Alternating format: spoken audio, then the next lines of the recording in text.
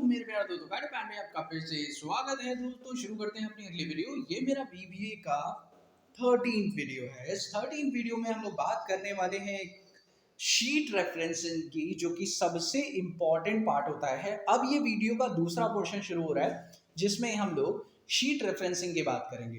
दोस्तों बहुत सारे पॉइंट्स हैं शीट रेफरेंसिंग से रिलेटेड जो मैं आप लोग को बताना चाहूँगा। दोस्तों देखिए, मैंने मान लीजिए कि एक वीबीए की फाइल ओपन की है और एक फाइल में मैं कई सारी शीट को इंसर्ट कर देता हूँ।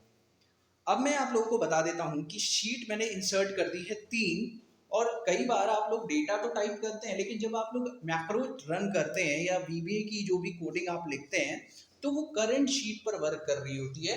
आप चाह रहे हैं कि शीट 3 पर वर्क हो, आप चाह रहे हैं कि शीट 2 पर वर्क हो, ये आप लोगों को नहीं मिल रहा है।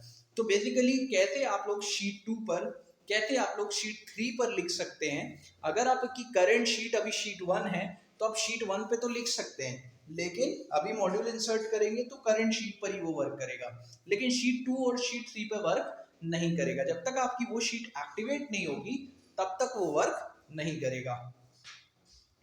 अब बात ये समझनी है कि कैसे हम लोग दूसरी शीटों पर लिख सकते हैं विदाउट एक्टिवेटिंग द शीट। तो इसे कहते हैं शीट रेफरेंसिंग। तो दोस्तों ध्यान से समझिएगा शीट रेफरेंसिंग किस तरह से हम लोग कर पाएंगे और क्या मेथड्स होता है शीट रेफरेंसिंग करने का। तो चलिए शुरू करते हैं हम लोग शीट रेफरेंसिंग के मेथड्स को और समझते हैं, जानते हैं कि किस तरह से हम लोग शीट रेफरेंसिंग कर सकते हैं और उसका इस्तेमाल हम लोग अपने काम को अच्छा करने के लिए कर सकते हैं। चलिए देखते हैं, बात करते हैं शीट रेफरेंसिंग की। तो शीट रेफरेंसिंग पे सबसे पहले मैं कोई कंटेंट लिख देता हूं। जैसे मुझे अभी शीट 1 पे मैं आप लोगों को दिखा भी देता हूं कि मैं अभी जो भी लिखूंगा, रेंज मान लीजिए मैंने A1 से A10 ले ली और A1 से A10 रेंज में मैंने टाइप कर दिया जैसे अपना नाम। I will type my name,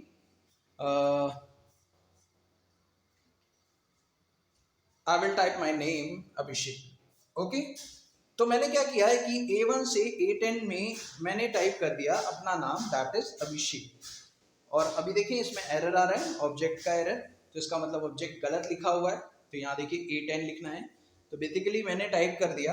अब ये देखिए एग्जीक्यूट तो करेगा, लेकिन कौन सी शीट पर एग्जीक्यूट कर रहा है? एग्जीक्यूट कर रहा है सिर्फ उस शीट पर जिस शीट पर आप अभी हैं। बट मैं चाह रहा हूँ कि शीट 2 पर एग्जीक्यूट हो या शीट 3 पर एग्जीक्यूट हो, तो उसके लिए मुझे यहाँ पे लिखना होगा शीट का रेफरेंस। शीट का रेफरेंस क्या बताना पड़ेगा? यहाँ पर बताना पड़ेगा शीट का रेफरेंस कौन सी शीट है, that is sheet 2 dot range bracket में A1 से लेकर A10, उसके बाद bracket close is equals to जो आप बताना चाहते हैं, वहां पर क्या लिखना चाहते हैं वो आप बता दीजिए। इन्वर्टेड कॉमा में आप बताइए जो भी आप वहां पे लिखना चाहते हैं। तो मैंने लिख दिया ओम साइन, और ओम साइन मैंने यहाँ पे लिख दिया है। अब मैं एंटर प्रेस करूंगा। ओके, एक कंपाइल एरर आया, इसका मतलब आपका सब्जेक्ट ढूंढ नहीं पा रहा है। तो शीट नहीं शीट्स लिखना है, क्योंकि आपने एक शीट इंसर्ट नहीं की है, कई सारी शीट्स हैं तो उसको शीट्स देते हैं नाम। तो हम लोगों ने शीट इंसर्ट कर दिया। अब एंटर प्रेस करते हैं और अब एग्जीक्यूट करते हैं दोस्तों। तो चलिए F8 से एग्जीक्यूट करके मैं आपको दिखाता हूँ। F8 F8 and F8। अब आपको दिख रहा है कि नहीं? नहीं दिख रहा होगा, एक बार चेक करते हैं। ये देखिए दोस्तों, शीट 2 पर आप लोगों को दिखाई दे रहा है ओम साइन। मैं शीट 2 पर नहीं था, फिर भी मैंने लिख दिया शीट 2 पर ओम साइन। ओके, तो दोस्तों यहाँ पर आपको समझ में आया कि विदाउट चेंजिंग द शीट आप लोग कैसे किसी शीट पर राइट कर सकते हैं और किस तरह से लिख सकते हैं। सपोज करिए मैं उस शीट का नाम दे देता हूं और मैं उस शीट का नाम इंट्रो शीट दे देता हूं और मैं लिखने की कोशिश कर रहा हूं। सपोज करिए मैं अपनी उस शीट पर लिखने की कोशिश करता हूं। एक काम करते हैं, कौन सी शीट पर लिखने की कोशिश कर रहे हैं?